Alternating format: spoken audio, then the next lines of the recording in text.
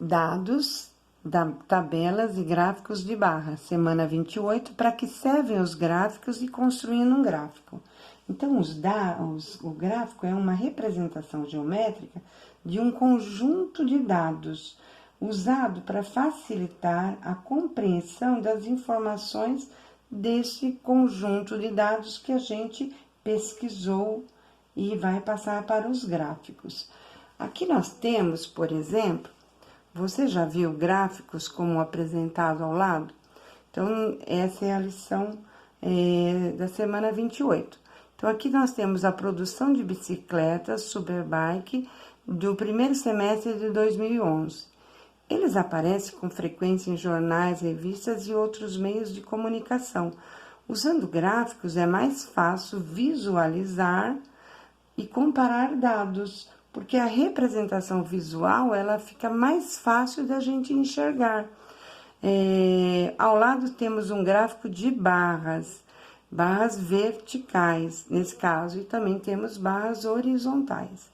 Muitas vezes um gráfico tem um título que informa o assunto de que ele trata. Esse daqui está tratando de produção de bicicletas Superbike do primeiro semestre de 2011. Observe que cada barra se refere a um mês, então cada barra dessa ele vai se referir a um mês. Aqui é janeiro, fevereiro, março, abril, maio e junho. Os meses estão marcados no eixo horizontal. O eixo vertical tem o número de bicicletas produzido. Qual é o título desse gráfico? O título desse gráfico é Produção de Bicicletas Superbike, primeiro semestre de 2011. Ele indica claramente o assunto? Sim, ele está falando das bicicletas que foram produzidas no primeiro semestre de 2011. Quantas bicicletas foram produzidas em janeiro? Então, eu pego janeiro e vou olhar 150 bicicletas. Aqui tem quantidade de bicicletas produzidas, que é esse eixo. Em maio, quantas foram? Janeiro, fevereiro, março, abril, maio. Estamos aqui, ó. Maio, 250. Em que mês a produção de bicicleta foi maior? A produção de bicicleta foi maior em junho, com 300 bicicletas. Em que mês a produção de bicicleta atingiu o dobro da produção de janeiro? Em janeiro, ela produziu 150. O mês que produziu o dobro foi em junho, que produziu 300. Construindo um gráfico de barras. Como você aproveita as suas horas de lazer? Os 30 alunos de um sexto ano responderam essa pergunta. Os dados obtidos foram colocados numa tabela. Então, primeiro a gente tem que ter o que a gente vai pesquisar. Um título, alguma coisa que a gente vai pesquisar. Nesse caso, foi feito um levantamento do lazer dos alunos. Então, de 30 alunos do sexto ano, foi pesquisado quais são as suas atividades na hora de lazer. Então, 10 pessoas falaram que pratica esporte, 4 que lê livros e revistas, 8 passeia com família, 3 assiste TV, 5 joga videogame.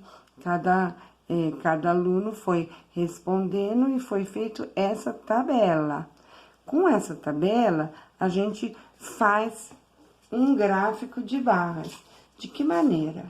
Colocando uma reta aqui e uma pra cá. Aqui é o eixo e aqui a gente vai fazer o quê? Vai fazer o nosso gráfico. Então, é lógico, todo gráfico tem um nome. Nesse daqui, foi perguntado o quê? Como você aproveita as suas horas de lazer? Então, a forma de lazer preferida. Aí, aqui a gente vai colocar a frequência, a quantidade. A frequência. Posso escrever assim, ó, frequência. E aqui, os esportes, a forma de lazer. Aí a gente vai fazendo o nosso gráfico. Aqui a gente vai dividir em espaço. A gente vai deixar um espacinho, vamos supor, de meio centímetro, depois 1 centímetro, coloca um lazer. Aí, meio centímetro para separar, 1 centímetro, meio, e assim por diante, sucessivamente. Vamos ver como que eles fizeram? Eles fizeram assim, ó, fizeram o eixo, deixa eu pegar aqui, o eixo com a frequência e a forma de lazer. Deram um título ao gráfico, que no caso foi a forma de lazer preferida. Traçaram e nomearam 2 eixos, um na horizontal e um na vertical. A horizontal é a forma de lazer e a vertical é a quantidade que tem. Aí foi anotando, olha, meio centímetro para separar, para não ficar tudo juntinho. Depois, 1 centímetro, os esportes, mais meio para separar. 1 centímetro que vai ser a leitura, meio para separar, e assim sucessivamente. Depois, é lógico, a gente vai pegar e vai fazer o seguinte. Como foram obtidas 5 respostas diferentes, o gráfico deve ter 5 barras. Esporte, leitura e assim por diante. 5. Em seguida, graduaram o eixo vertical para marcar a frequência de cada esporte. A frequência é indicada pela altura de cada retângulo. Finalmente, traçaram os retângulos. Então, vamos ver como que ela ficou. Aqui, olha, nós temos os esportes, quem gosta de, na hora do lazer, praticar os esportes. Então, são quantas pessoas? 10. Então, olha, esporte, aí foi graduado 1, 2, 3, 4, 5, 6, de 8, 9, 10. Se tiver uma pesquisa muito grande, a gente pode ir colocando de 10 em 10, de 100 em 100, não precisa necessariamente de ser de 1 em 1. Aí, aqui o esporte, a leitura, aqui é os passeios, assistir TV, jogar videogame. Então, nesse caso, 10 pessoas, 10 alunos do 6º ano, eles praticam esporte. Leitura, 4 gostam de ler. Passear, 8 que gostam. TV, assistir TV, 3. E videogame, 5. Então, pela representação visual, fica mais fácil da gente enxergar do que está se falando e do que qual é o maior, qual tem uma maior procura ou uma menor procura. Aqui, por exemplo, eu consigo perceber que os alunos, eles gostam mais de praticar esporte do que ler, do que assistir televisão, mas, em compensação, poucos são os alunos que gostam de assistir TV, ou talvez porque não tenha o acesso, ou porque não gostam, acham, assim, melhor estar em contato com esportes, praticando esporte, né? Então, com a representação visual, esses dados ficam muito mais fácil e facilitam a interpretação do que a gente está falando. Vamos ver, então, agora aqui. Aqui tá como foi feito, né? Que é esta daqui. Para construir corretamente o gráfico de barras, basta tomar alguns cuidados, como veremos a seguir. É comum dar um título ao gráfico. Todo gráfico tem um título, porque se não tiver um título, a gente não vai saber do que está se falando aquele gráfico.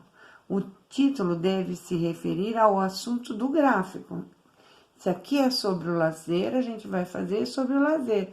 Eu posso fazer sobre o animal que eu mais gosto, eu posso fazer sobre a fruta que eu gosto, eu posso fazer sobre quais são os alimentos numa cesta básica, eu posso fazer quantos alunos nasceram em janeiro, em fevereiro, em março, em abril.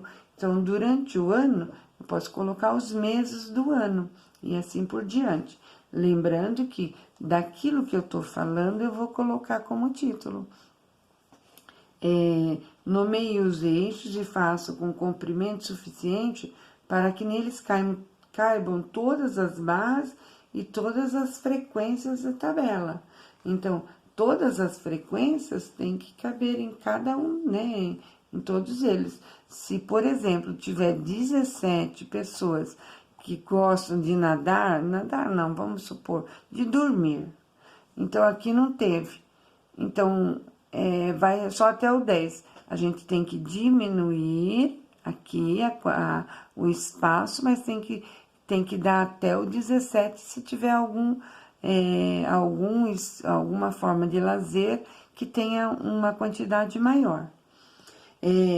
Deixa a mesma distância entre as barras no eixo horizontal. Lembre-se que todas as barras devem ter a mesma largura. Olha, a mesma largura para ficar bonitinho. E também temos que fazer com o uso da régua. De que maneira? Eu ponho a régua e traço aqui. Aí depois eu deixo aqui, ó, meio centímetros aqui. E para ele não ficar torto, a gente faz assim. Eu deixo meio centímetro aqui e ponho meio centímetro aqui em cima também. Aí eu traço as duas. Aí vou deixar 1 centímetro. Então, eu deixo 1 centímetro, marco 1 centímetro para cá com a régua. E aí eu uno os dois. Para as barras ficarem bonitinhas. Escolha uma escala adequada e use regularmente no eixo vertical. Por exemplo, se você escolher de 1 centímetro, vale 1 aluno. Esse valor deve ser mantido em todo o eixo vertical. Eu não posso colocar aqui 1 centímetro e depois mais um, aí eu vejo que tem ainda muitos e aí diminuir essa distância. Não posso. A distância tem que ser a mesma em todos, todo o eixo vertical tem que estar com a mesma distância. Se for pequena, o eixo que nós fizemos e precisa de mais números, a gente tem que apagar direitinho e fazer uma unidade de medida menor.